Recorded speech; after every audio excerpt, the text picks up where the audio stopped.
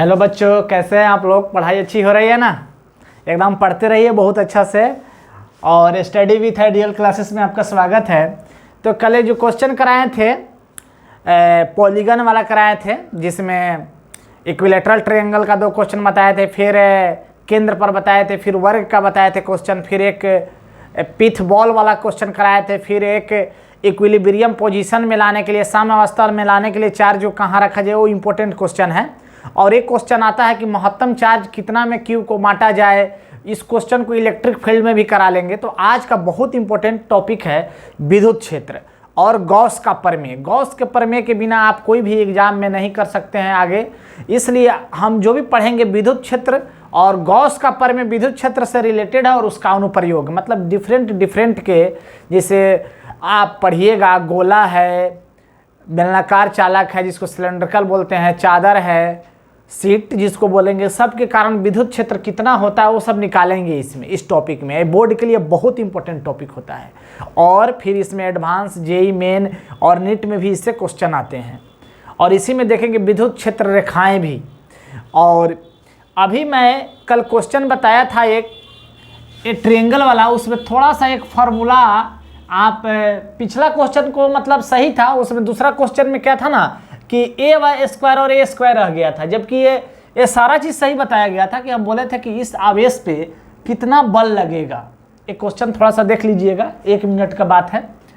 तो हम बोले थे कि ये माइनस चार्ज है, प्लस वाला को खींचेगा, यानी प्लस वाला इसको खींचेगा। यहाँ पर चेक करना था। इसका नाम कल शायद 1 दिए थे, 2, 3, तो 1, 2, 3 है, जबकि ABC लिख दिया है। सबका दूरी a है, ठीक है, इक्विलेटरल है। तो यहाँ पे ए माइनस है, यहाँ पर हमको ए पे निकालना था कुल बल ए पर। तो ए पर माइनस है, तो ये माइनस वाला को प्लस वाला बुला लेगा, खींच लेगा। तो इस हम जानते हैं कि इक्विलेटरल ट्रायंगल में कितना का कोण बनता है, 60 डिग्री का। ये सब चीज कल बताए थे। FAB दोनों चार्ज है, 2 चार्ज जब भी मिलते हैं कूलम लॉ लगता है, और 1/4 पे Q1 Q2/r² होता है। यहाँ दोनों चार्ज सेम है। हम बोले थे कि साइन से कोई लेना देना नहीं है, सिर्फ साइन का मतलब होता है डायरेक्शन को बता देना। Q²/a², Q/a, दोनों फोर्स सेम लग गए। इस दोनों बल के बीच में 60 डिग्री है। बल्कि कल क्या हुआ कि उसके पहले एक 90 डिग्री वाला क्वेश्चन बनाए थे, जिसमें F1² + F2² का रूट किए थे। वही क्वेश्चन ध्यान में रहा और इसका फॉर्मूला यहाँ पर लिख के ए वाला टर्म लिखना ही भूल गए थे, ठीक है। जबकि ये पहला क्वेश्चन में सही बनाया गया था, दूसरा क्वेश्चन में ये वाला टर्म भूल गए थे। तो आप थोड़ा सा उस पिछले वाला क्वेश्चन में थोड़ा सा सुधार कर लीजिएगा कि F1² + F2 F1 F2 cos theta होगा, क्योंकि यहाँ 90 डिग्री नहीं ना है, यहाँ 60 डिग्री है। तो ये वाला टर्म आएगा और सेम आंसर पहले वाला जो बताए थे क्वेश्चन वही वाला आ जाएगा। जबकि हम कल जो बताए थे उसमें ए वाला टर्म नहीं लिखे थे, हड़बड़ी में नहीं पता चल पाया था, क्योंकि उसके जस्ट पहले हम वर्ग वाला क्वेश्चन किए थे। तो वर्ग वाला ही कंसेप्ट यहाँ भी लग गया था, जबकि पहला क्वेश्चन हम सही बनाए थे। थोड़ा सा माइनर मिस्टेक है, सुधार कर लीजिएगा, इसको हो जाता है कभी कभी हड़बड़ी में। चलिए, मेरा मेन टॉपिक है विद्युत क्षेत्र और गॉस का प्रमेय। आज हेडिंग बनाएंगे आप। ये दूसरा टॉपिक में हम चले गए हैं यार, विद्युत क्षेत्र जिसको बोलेंगे electric field. Electric field, FIELD field. इसी में पढ़ना है हमको क्या, गॉस का प्रमेय। गॉस का प्रमेय यानी इसको ऐसे लिखते हैं, गॉस थ्योरम, ठीक है। गॉस का प्रमेय और उसका उनका अनुप्रयोग मतलब एप्लीकेशन। देखो, सबसे पहले ये जानो कि विद्युत क्षेत्र हमको पढ़ना है। विद्युत बल आप पढ़ चुके हैं, विद्युत बल का कैसे डेरिवेशन था, क्या कहता है, सारा चीज हम बता चुके हैं। अब विद्युत क्षेत्र पढ़ना है, विद्युत क्षेत्र को बहुत अच्छा से समझेंगे। अब विद्युत क्षेत्र का फॉर्मूला भी देखेंगे और अलग अलग, जैसे मान लीजिए कि गोलाकार चालक कंडक्टर, गोलाकार चालक की वजह से क्या विद्युत क्षेत्र होगा। तो मेरे को गॉस का प्रमेय निकालने में मदद करेगा कि विद्युत क्षेत्र कितना होगा गोला के कारण, बेलनाकार सिलेंड्रिकल कंडक्टर के कारण कितना होगा, उसमें कौन मदद करेगा, गॉस का प्रमेय। इसीलिए यहाँ लिखा गया है और उनका अनुप्रयोग, मतलब गॉस के प्रमेय को पढ़ेंगे। गॉस साहब एक बहुत अच्छे वैज्ञानिक थे जो विद्युत क्षेत्र निकालने के लिए अनुप्रयोग बताएं, और विद्युत क्षेत्र को पहले जानते हैं। अब विद्युत क्षेत्र को जानने से पहले कुछ बात को ध्यान देते हैं। विद्युत बल, देखो विद्युत क्षेत्र जान लेने के बाद तुमको ये पता चल जाएगा कि वो कूलम्ब का जो लॉ था वो विद्युत क्षेत्र के क्रिएट होने से ही आया था। कैसे पता चलेगा अभी देखते हैं। अब विद्युत क्षेत्र को समझते हैं, फिर इसका डिफिनीशन लिखेंगे, फिर कुछ बात को समझेंगे। पहले थोड़ा सा हम बात देखते हैं विद्युत क्षेत्र के बारे में। क्या देखते हैं, सबसे पहले मान लीजिए कि एक प्लस क्यू आवेश है, प्लस में है, मान लीजिए क्या चीज में है, प्लस में है। एक चार्ज अपना है। अब ये चार्ज बल कब लगाएगा, जब एक और चार्ज कोई होगा। मान लेते हैं कि एक और चार्ज है जिसका नाम Q0 है, Q0, जिसको बोल रहे हैं टेस्ट चार्ज, जिसको हिंदी में बोलते हैं परीक्षण आवेश। क्या बोलते हैं इसको, परीक्षण आवेश। अब परीक्षण आवेश क्या होता है भाई, परीक्षण आवेश का अभी डिफिनीशन बताएंगे कि ऐसा चार्ज, ऐसा सूक्ष्म चार्ज, सूक्ष्म मतलब बहुत ही छोटा चार्ज, छोटा मतलब बहुत ही छोटा, मानिए ना कोई भी जीव जंतु जो एकदम छोटा छोटा होता है वो ऐसा मानिए, कोई छोटा वाला चार्ज जो जिसके आने से विद्युत क्षेत्र पर कोई प्रभाव न पड़ता हो, वही है परीक्षण चार्ज का परिभाषा। इसको लिखवाएंगे। उससे पहले जानते हैं कि विद्युत क्षेत्र होता क्या है। तब विद्युत क्षेत्र होता क्या है, ये प्लस चार्ज को, ये प्लस चार्ज अपना मान लीजिए कि यहाँ पर हम हैं और हमारे ऊपर एक चार्ज रखा हुआ है, ठीक है, और ये चार्ज की वजह से ये चाह रहा है कि हम अपने जगह फील्ड बनाएं। इस फील्ड को ही समझना है हमको, कैसे बनाएगा फील्ड। तो देखो ये दोनों बल है, एक टेस्ट आवेश, टेस्ट चार्ज है, इस टेस्ट चार्ज उस दोनों चार्ज के बीच में एक बल लग जाएगा। कैसे बल लगेगा, क्योंकि दो आवेश में फार्मूला होता है बल का 1/4πε0 Q1 Q2/r² होता है। तो यहाँ पर Q ये दोनों लगेगा तो एक बल लगेगा, दोनों प्लस में है, तो दोनों प्लस में है तो इस बल का डायरेक्शन किधर हो जाएगा, इधर हो जाएगा। क्यों, क्योंकि यहाँ पर बल कितना लग रहा है ये देख रहे हैं। तो दोनों में जब धक्का लगेगा, मैं दोनों जब एक ही नेचर का है तो इसको क्या करेगा, रिपेल करेगा, मतलब बाहर की तरफ हटाएगा। हम बता चुके हैं कि सजातीय आवेश हमेशा रिपेल करते हैं, मतलब बाहर करेगा इसको। तो यहाँ पे ये बाहर कर रहा है, यानी इस पर फोर्स इस डायरेक्शन में लग रहा है। फील्ड को समझ रहे हैं, फील्ड के बाद बहुत अच्छा से आगे आप निकल जाइएगा। अब इस फील्ड को समझने के लिए थोड़ा सा सोचते हैं कि अरे भाई ये दोनों चार्ज मिलके इधर फोर्स लगा दिया टेस्ट चार्ज पे। टेस्ट चार्ज मतलब छोटा चार्ज जिसके आने से विद्युत क्षेत्र पर कोई प्रभाव न पड़ता हो। तो विद्युत क्षेत्र पर कोई प्रभाव नहीं पड़ रहा है, पहले तो विद्युत क्षेत्र को तो समझे भाई क्या है। तो अब क्या करते हैं, थोड़ा देर के लिए मानो कि यहाँ पर कोई चार्ज था ही नहीं। ये टेस्ट चार्ज के बाद थोड़ा देर के लिए बात समझो कि ये चार्ज नहीं था, ये चार्ज नहीं था यहाँ पे, फिर भी इस बल का डायरेक्शन इधर था। यानी ये समझ में आ गया कि यहाँ पर जरूर कोई ना कोई एक फील्ड क्रिएट हो रहा है। इस फील्ड के क्रिएट होने की वजह से इस फोर्स का डायरेक्शन है। यानी इससे साफ क्लियर है कि यहाँ पर कोई एक क्षेत्र काम कर रहा है जिसके वजह से ये बल इधर रहा है, यानी इस बल के वजह से क्षेत्र आया, यानी ये फोर्स इधर है, यानी इलेक्ट्रिक फील्ड भी इधर लगेगा। वो अभी थोड़ा देर में बताएंगे, लेकिन अभी सिर्फ समझना है कि टेस्ट चार्ज पर बल जो लगा इधर गया और ये चार्ज नहीं था। ये नहीं था मतलब क्या समझे कि यहाँ पर जरूर कुछ ना कुछ था जिसकी वजह से फोर्स इधर लगा, यानी यहाँ पर एक फील्ड बनता है। फील्ड कैसे बनता है, मान लो कि इस चार्ज के अगल बगल एक Q0 चार्ज है, इधर में, इधर में, इधर में, सब जगह। ये छोटा Q है, चार ना समझिएगा, ये छोटा Q है, ठीक है। अब ये चार्ज इसको क्या लगाएगा, इधर फोर्स की तरफ डायरेक्शन देगा, क्योंकि दोनों बल में जब धक्का फोर्स लगेगा तो इसका डायरेक्शन इधर हो जाएगा, इसका भी इधर हो जाएगा, इस दोनों बल में लगेगा इधर हो जाएगा। यानी इस तरह का बहुत सारा सिस्टम बनेगा जिसका डायरेक्शन इधर इधर होगा, ठीक है। यानी ये चार्ज था, ये क्या था, यहाँ चार्ज था। इस चार्ज की वजह से एक फील्ड क्रिएट हुआ, एक फील्ड क्रिएट हुआ किसके डायरेक्शन में, इस फोर्स के, जिधर जिधर टेस्ट चार्ज रख रहे हैं वहां पर एक फोर्स लग रहा है और उस फोर्स का डायरेक्शन जिधर होगा उधर ही इलेक्ट्रिक फील्ड का डायरेक्शन होगा। यानी इलेक्ट्रिक फील्ड सभी दिशा में एकदम लग रहा है। यानी इससे तय हो गया कि इसी क्षेत्र जो क्षेत्र बनता है इसी को विद्युत क्षेत्र बोलते हैं। अब विद्युत क्षेत्र का अभी डिफिनीशन लिखेंगे हम। विद्युत क्षेत्र बाहर की तरफ, ठीक है, बाहर की तरफ होता है, बाहर की तरफ होता है जब आवेश धनात्मक होता है, मतलब पॉजिटिव,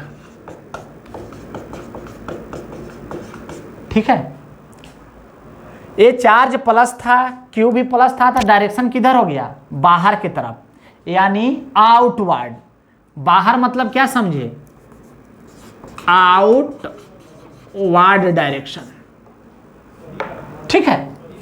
अब एक बार सोचते हैं कि ये क्यू माइनस में हो, क्या चीज में हो, माइनस में। यहां देखते हैं, यहां पर क्यू माइनस में हो और यहां पर चार्ज इधर लिखते हैं, यहां लिखते हैं, एक क्यू माइनस में हो और ये चार्ज यहां पर हो, टेस्ट चार्ज।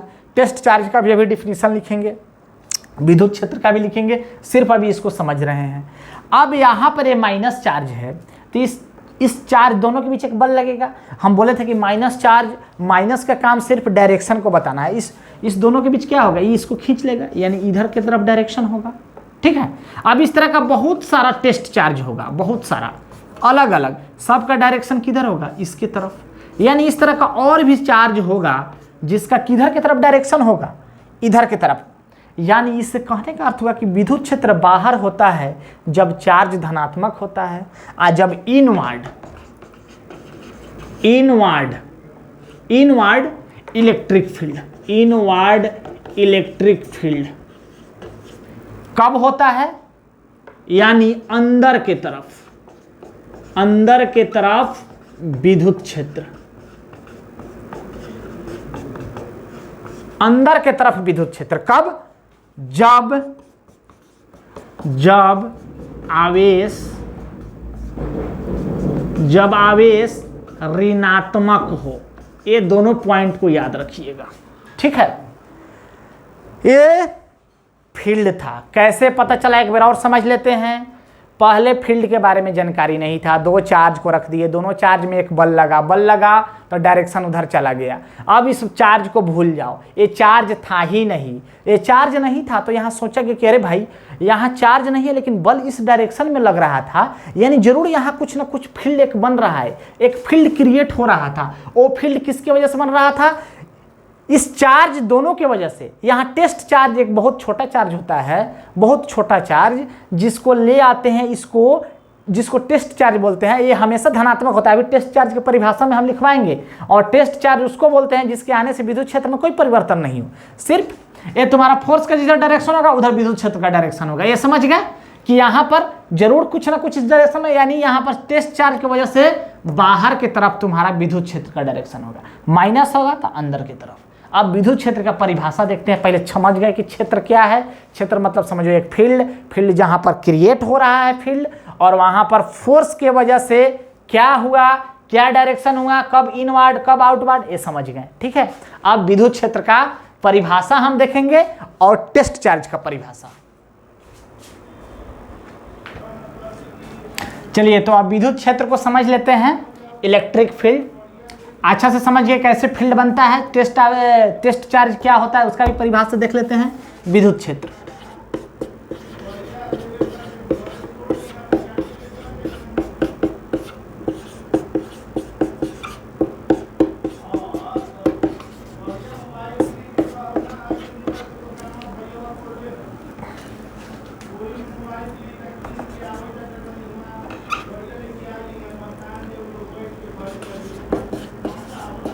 कोई आवेश या आवेशों के श्रृंखला के कारण वैसा क्षेत्र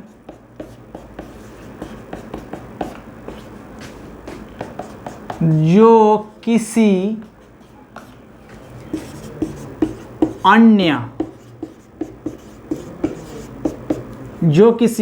आवेश, वैसा क्षेत्र जो नहीं लिखिए,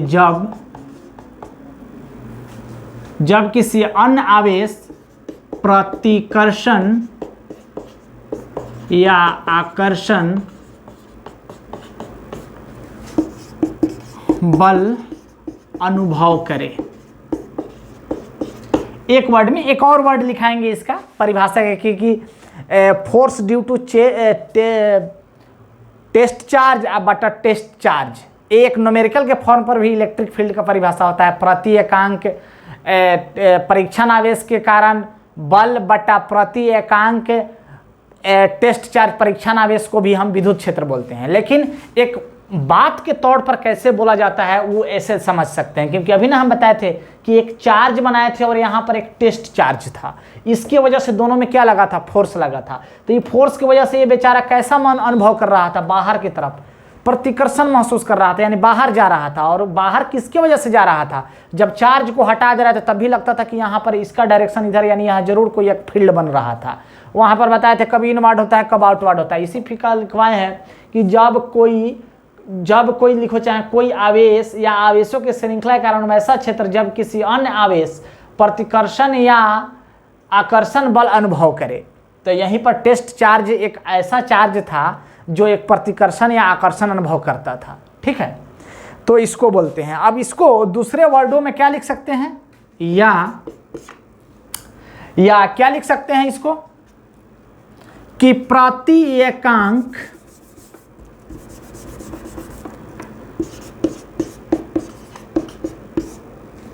विद्युत क्षेत्र को ऐसे लिखते हैं, लिख लीजिएगा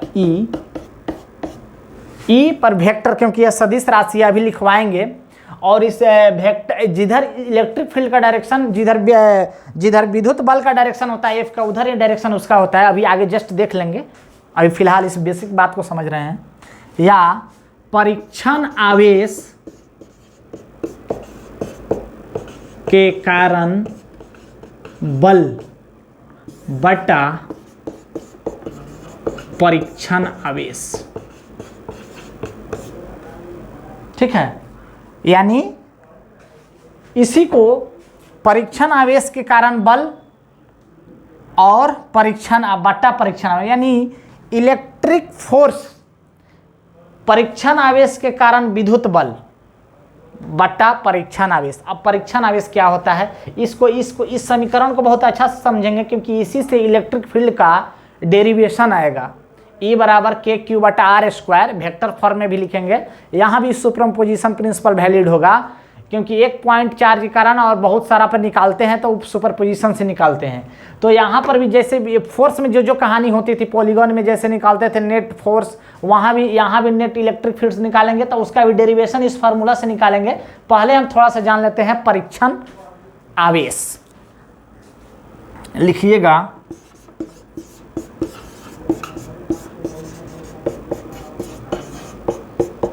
इसको बोलते हैं टेस्ट चार्ज। ठीक है, जिसको अभी Q नॉट लिखे हुए थे। ठीक है, वैसा लिखिएगा सूक्ष्म आवेश, वैसा सूक्ष्म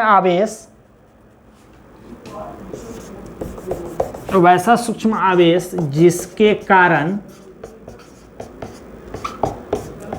विद्युत क्षेत्र, सॉरी नीचे शायद नहीं दिख रहा होगा आप लोग को, इसको ऊपर कर देते हैं, इसको ऊपर कर देते हैं।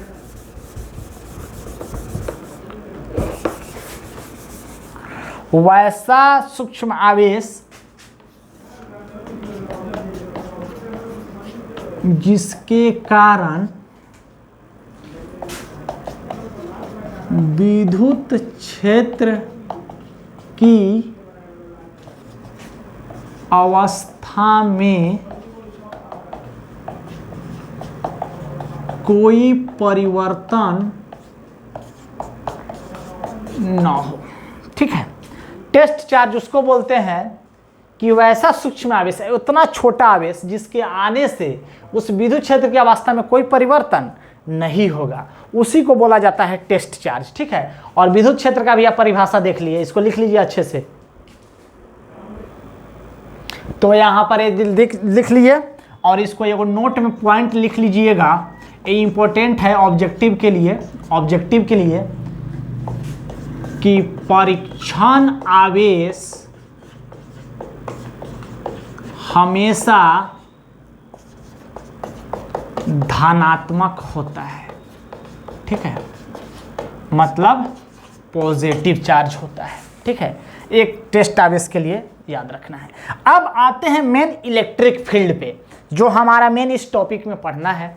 तो इलेक्ट्रिक फील्ड को जल्दी जल्दी देख लेते हैं। विद्युत क्षेत्र के बारे में आप परिभाषा था, और मेन अब इससे मेरा डेरिवेशन आगे बढ़ेगा, जिसमें हमें लिखवा है परीक्षण आवेश के कारण बल बटा परीक्षण आवेश। तो लिखते हैं आप electric field due to point charge as a distance R. मतलब अब यहाँ से आपका जो विद्युत क्षेत्र के लिए जो फॉर्मूला होता है वो अब हम डिराइव करने जा रहे हैं इसके मदद से।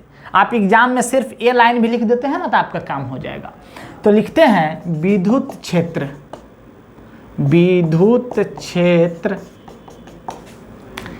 ई। ठीक है, वेक्टर फॉर्म में क्यों लिख रहे हैं, क्योंकि सदिश राशि अभी इसके बारे में लिखेंगे, और यह एक सदिश राशि है और जिस तरफ फोर्स का डायरेक्शन होता है उधर ही विद्युत क्षेत्र का डायरेक्शन होता है। ठीक है, तो विद्युत क्षेत्र बिंदु आवेश Q के कारण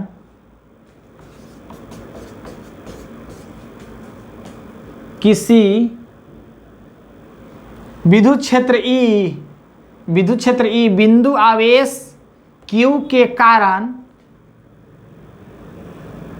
किसी दूरी R पर। ठीक है, R डिस्टेंस पर electric field due to point charge at distance R, ये मेरा बात है। तो इसके लिए क्या कहता है, एक चित्र बना देते हैं। एक यहां पर पॉइंट चार्ज है जिसका नाम Q है, और यहां पर एक बिंदु, जहां भी हमको विद्युत क्षेत्र निकालना होता है वहां पर एक पॉइंट P लेते हैं। ठीक है, कितना डिस्टेंस पर है, R डिस्टेंस पे। कितना डिस्टेंस पे है, R। अब जहां भी निकालना है, हम आपको पहले ही बताए हैं कि विद्युत क्षेत्र तब बनता है जब एक परीक्षण आवेश आता है। परीक्षण आवेश का काम क्या होता है कि वह के वहां पर बल लगवा देता है और उसी बल के वजह से फील्ड क्रिएट हो जाता है और तब इलेक्ट्रिक फील्ड का निर्माण हो जाता है, जो अभी आप देखे थे। तो यहाँ पर Q, यहाँ पर एक P है, तो यहाँ पर कुछ नहीं, मतलब एक यहाँ पर टेस्ट चार्ज लेना होगा Q नॉट, क्योंकि जहाँ पर निकालना है बिना टेस्ट चार्ज से वहाँ पर फील्ड क्रिएट नहीं होगा, क्योंकि फोर्स लगेगा ही नहीं। तो इस दोनों में क्या होगा, दोनों प्लस चार्ज है तो दोनों में विकर्षण होगा, क्योंकि दोनों सेम हैं। तो इस बल को इधर ये धक्का देगा फोर्स, इस दोनों में बल लगेगा तो इधर होगा, यानी F का मान क्या होगा, अभी ना लिखा है परीक्षण आवेश के कारण बल, तो इस दोनों के कारण बल क्या होगा, K Q नॉट Q बटा R स्क्वायर, यही होगा बल। अच्छा, अब इलेक्ट्रिक फील्ड निकालने के लिए क्या लिखे हैं नीचे, परीक्षण आवेश, यानी इसके नीचे बटा में क्या देना है हमको, Q नॉट। सॉरी, इधर नीचे लिखने में दिक्कत हो जा रही है, इसको ऊपर सुधार लेते हैं। ठीक है, अब ये फोर्स हो गया। अभी यहाँ पर नहीं दिख रहा था तो इसको यहाँ पर लिख दिए कि ये चित्र था, यहाँ पर एक कोई आवेश है, कोई यहाँ पर Q नॉट है, कोई बिंदु P है जहाँ पे R डिस्टेंस पर हमको विद्युत क्षेत्र ज्ञात करना है। अब इस फोर्स का डायरेक्शन इधर है, हम बोले थे कि जिधर फोर्स लगता है उधर ही किसका डायरेक्शन होता है, इलेक्ट्रिक फील्ड का, यानी इस पर ऐसे वेक्टर होगा।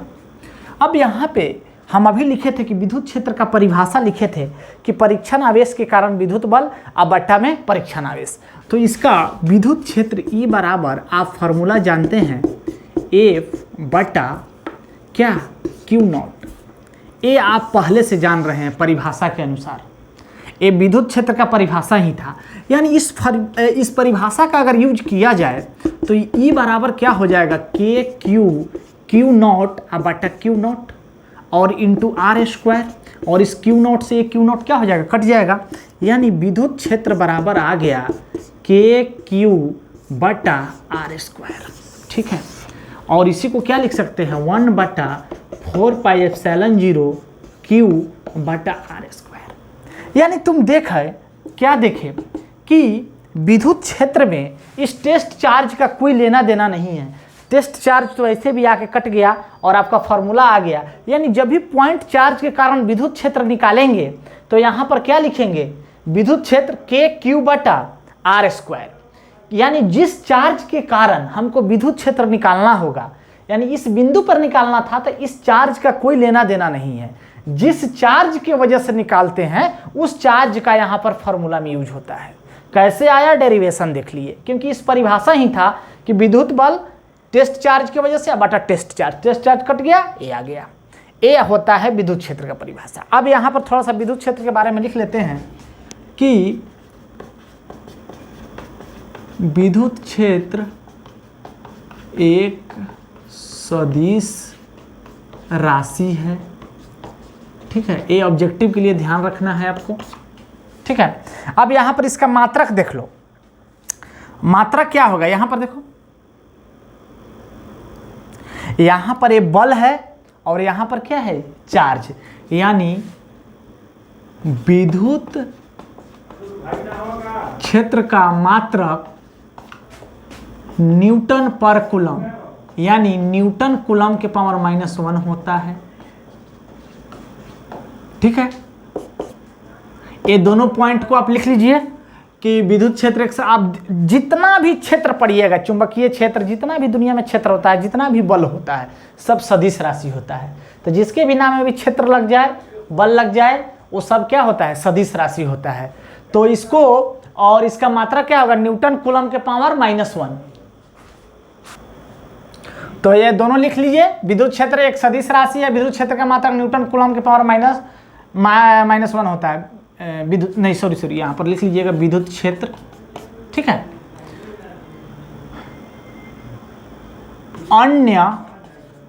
अन्य एसआई मात्रक वोल्ट मीटर के पावर -1। एग्जाम में डायरेक्ट ऑब्जेक्टिव में पूछ देता है कि विद्युत क्षेत्र का मात्रक क्या होता है, तो न्यूटन कूलम के पावर -1 अगर दिया है तो ठीक है, अगर नहीं दिया है तो वोल्ट मीटर के पावर -1। अभी जब विभव पढ़िएगा तो वहाँ पर वोल्ट के बारे में अच्छा से जानकारी हो जाएगा। इसी को जब कन्वर्ट करते हैं तो वो आ जाता है, ठीक है। ये दोनों मात्रक आपको याद रखना है, ठीक है। अब यहाँ पर विद्युत क्षेत्र, जैसे आप विद्युत बल का वेक्टर के फॉर्म में आप देखे थे, वैसा ही थोड़ा सा जल्दी से देख लीजिए विद्युत क्षेत्र वेक्टर के रूप में। विद्युत क्षेत्र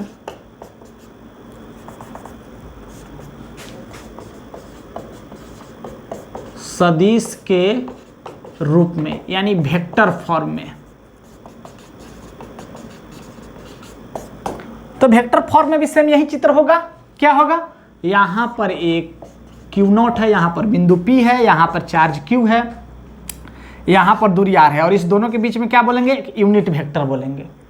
हम पहले ही बोले हैं कि जब भी हम सदिश के रूप में लिखते हैं तो देखते हैं किस डायरेक्शन में निकाल रहे हैं, उस डायरेक्शन में एक यूनिट वेक्टर लेना पड़ता है। तो यहाँ पे हम बल जैसे निकालते थे तो बल का डायरेक्शन किधर होता था, इधर होता था। आप बोले थे कि जिधर बल होता है उधर इलेक्ट्रिक फील्ड होता है, यानी इसी के डायरेक्शन में इलेक्ट्रिक फील्ड का भी डायरेक्शन होगा, जैसे अभी तुम लिखवाए थे। तो यहाँ पर F बराबर क्या हो जाएगा बताओ, 1 बटा 4 पाई एप्सिलॉन 0 Q और Q नॉट और बटा R स्क्वायर। अब बटा, अब यहाँ पर इलेक्ट्रिक फील्ड लिखना है तो क्या हो जाएगा, और इसी के में हम बताए थे कि यहाँ पे जो लिखते हैं हम, आपको याद होगा कि यहाँ पर वेक्टर फॉर्म में क्या लिखे थे, मॉड R का, और यहाँ पर यूनिट वेक्टर R दिए थे, याद आया, ए यूनिट वेक्टर दिए थे बल में, तो वैसा ही यहाँ पर करेंगे और फिर उससे डिवाइड करेंगे, मेरा आंसर आ जाएगा। तो यहाँ पर बल और इलेक्ट्रिक फील्ड के लिए क्या हो जाएगा, इसको के मान लेना, तो के और Q1 Q0 बटा मॉड आर का, इसको Q अच्छा से लिखो, आर स्क्वायर, और यहाँ पर यूनिट वेक्टर आर, और बाटा पर क्या है यहाँ पर Q0, क्योंकि आपको बताया है कि टेस्ट चार्ज से भागा देते हैं, यहाँ पर फॉर्मूला लिखा गया है, विद्युत क्षेत्र बराबर क्या होता है, बल और बटा टेस्ट चार्ज, तो टेस्ट चार्ज से टेस्ट चार्ज क्या हो जाएगा, कट जाएगा, यानी इलेक्ट्रिक फील्ड का जो परिभाषा है, फॉर्मूला है, वो क्या आ जाएगा, के क्यू बटा मॉड आर का होल स्क्वायर, और यूनिट वेक्टर को क्या लिख सकते हैं, आर बटा यूनिट मॉड आर, यानी ई बराबर वेक्टर के फॉर्म के रूप में सेम वैसा ही आ गया, आर मॉड का होल क्यू। ये होता है वेक्टर फॉर्म में विद्युत क्षेत्र। इन वेक्टर फॉर्म अगर कभी एग्जाम में 2 नंबर में पूछ दे तो आप वेक्टर फॉर्म में ऐसे लिख सकते हैं। सेम बल के तरह ही था, सिर्फ जिस डायरेक्शन में हमको लिखना होता है उस डायरेक्शन में यूनिट वेक्टर लेते हैं सदिश के रूप में। अगर सदिश के रूप में नहीं लिखना है तो डायरेक्ट हम लिख देते हैं। तो डायरेक्ट वाला का ही ज़्यादा आपको हमेशा फार्मूला जो न्यूमेरिकल बनाएंगे उसमें इस फार्मूला का बार बार यूज पड़ेगा। सदिश के रूप में सिर्फ थ्योरेटिकल बात के लिए आप जान लीजिए कि सदिश के रूप में इतना होता है। अब जैसे आप बल निकाले थे कि अध्यारोपण का सिद्धांत, प्रिंसिपल ऑफ सुपरपोजिशन आप किए थे, यानी एक चार्ज के कारण बहुत सारा चार्ज है और एक चार्ज है, यानी बहुत सारा चार्ज की वजह से उस पर फोर्स निकाल रहे थे, वैसा ही यहाँ पर एक चार्ज पे बहुत सारा चार्ज की वजह से हम क्या निकालेंगे, विद्युत क्षेत्र। तो वही कहलाता है अध्यारोपण का सिद्धांत। तो एक लाइन में उसको नोट करके लिख लेते हैं अध्यारोपण का सिद्धांत, और एक छोटा सा चित्र बनाते हैं, क्योंकि ये एग्जाम में अध्यारोपण का सिद्धांत आपसे पूछेगा नहीं, अगर पूछेगा तो जो फोर्स में बताए हैं वही बात आप लिख दीजिएगा। अध्यारोपण का सिद्धांत इसलिए हम बता रहे हैं कि जब भी हम निकालते हैं किसी एक बिंदु पर विद्युत क्षेत्र तो सभी का निकाले, ताकि आपको न्यूमेरिकल जब हम बताएं तो आपको समझ में आए। और ये आपका विद्युत क्षेत्र के बाद डायरेक्ट कुछ न्यूमेरिकल कराएंगे इस पे, पॉइंट चार्ज के कारण विद्युत क्षेत्र कैसे निकालते हैं, सीधा हम जाएंगे गॉस के प्रमेय, जो बहुत ही इंपॉर्टेंट होता है बोर्ड के एग्जाम के लिए। ठीक है, चलिए अध्यारोपण का सिद्धांत जैसे आप विद्युत बल में देखे थे वैसा ही यहाँ भी लगता है, थोड़ा सा नोट करके जान लीजिए।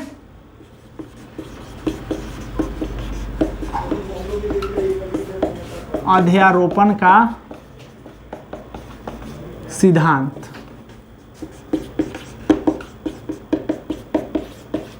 Principle of superposition. जानते हैं कि एक चार्ज पर बहुत सारा चार्ज के कारण जब विद्युत क्षेत्र निकालते हैं, क्योंकि विद्युत क्षेत्र का बात है तो विद्युत क्षेत्र, उसमें विद्युत बल का बल था, तो विद्युत बल का एक चार्ज की वजह, एक चार्ज पर बहुत सारा चार्ज की वजह से विद्युत बल निकालते हैं, तो वहाँ पर अध्यारोपण का सिद्धांत, यहाँ पर भी अध्यारोपण का सिद्धांत। एक चित्र से समझ लेते हैं। यहाँ मान लीजिए कि एक चार्ज Q है और यहाँ पर एक मान लीजिए कि एक प्लस चार्ज है, एक यहाँ पर एक प्लस चार्ज है, ठीक है, और एक यहाँ पर एक मान लीजिए कि एक माइनस चार्ज है। बहुत सारा इधर भी होगा, इधर भी होगा, इधर भी होगा, तीनों को चार्ज लिए, ठीक है। अब यहाँ पर ये क्या करेगा, इस दोनों में फोर्स लगेगा, फोर्स लगेगा तो इसका डायरेक्शन इधर होगा, क्योंकि दोनों, क्योंकि यहाँ पे निकालना है ना हमको। इसका दोनों का यहाँ पर दूरी r है, इसका दूरी भी यहाँ पर इसका दूरी मान लेते हैं अगर r1 है, इसका दूरी r2 है, इसका दूरी मान लेते हैं r3 है, ठीक है। तो इस सभी चार्ज के कारण किस पर हमको लिखना है, विद्युत क्षेत्र Q पर। यही कहलाएगा अध्यारोपण का सिद्धांत। यानी E नेट क्या हो जाएगा, E1 plus E2 plus E3, यानी इसके कारण, इसके कारण, इसके कारण 1/4 Q बटा R स्क्वायर। कैसे आएगा ये देखो, इस दोनों का डायरेक्शन क्या होगा, इधर आएगा, धक्का देगा, प्लस में है तो यानी जिधर फोर्स का डायरेक्शन होता है उधर ही E का डायरेक्शन होता है, यानी E1 का डायरेक्शन ये हो गया। ये R है, ये बेचारा अपने तरफ खींच लिया, E2 का डायरेक्शन, और ये इसको धक्का दे दिया इधर, E3 का डायरेक्शन। यानी इसका चित्र ऐसे बन गया, इधर क्या है E3, इधर क्या है E1, और इधर क्या है E2। अब इसमें वेक्टर एडिशन होगा। वेक्टर एडिशन कि अगर एंगल वाला केस है तो एंगल वाला फार्मूला से, क्योंकि एफ नेट बराबर सदिश राशि था तो F1 बराबर F1 square plus F2 square plus 2 F1 F2 cos theta. उसी तरह यहाँ E1 square E2 square plus 2 E1 E2 cos theta, क्योंकि ये भी एक सदिश राशि है तो इसका ध्यान रखेंगे। यानी सदिश एडिशन होता है। सदिश एडिशन मतलब डायरेक्शन का, अगर एक डायरेक्शन में है तो जोड़ना है, अलग डायरेक्शन में है तो घटाना है, अगर एंगल पर है तो E1 square E2 square plus 2 E1 E2 cos theta का रूट।